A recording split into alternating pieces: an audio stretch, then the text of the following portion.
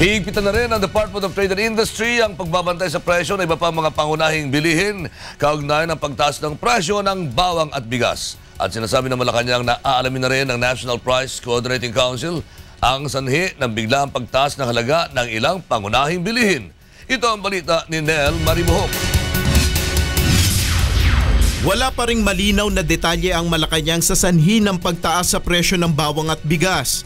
Ayon kay Presidential Communications Secretary Herminio Coloma Jr., nagpupulong ngayon ang National Price Coordinating Council ng DTI, Department of Agriculture, DOH, DNR, DILG, DOTC, DOJ, DOE, NEDA at mga stakeholder upang pag-usapan ang food supply situation at maproteksyonan ng publiko sa hindi makatwirang pagtaas ng presyo ng mga bilihin.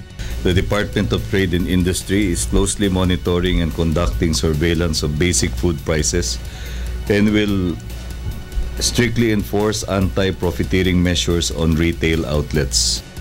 Una nang iniulat ng Department of Agriculture na ipinagtataka nila kung bakit umabot na sa 200 hanggang 300 piso ang imported garlic, gayong 50 to 60 pesos lamang ang puhunan sa 1 kilo. Ayon naman sa Malacanang, base sa datos ng Agriculture Department nito lamang Marso, umaabot sa 8,308 metric tons ang supply ng locally produced na bawang sa bansa.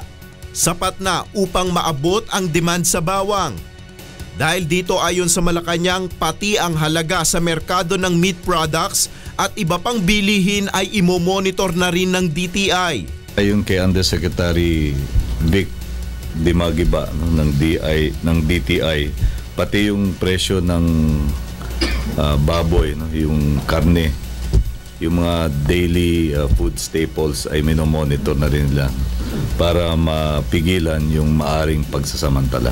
Sa kasalukuyan ay patuloy pa rin na inaalam ng DTI at ng iba pang kagawaran kung nagkakaroon ba ng artificial shortage o manipulasyon sa presyo ng mga pangunahing bilihin, partikular na sa bawang at sa bigas. Nel Maribuhok, UNTV News Worldwide.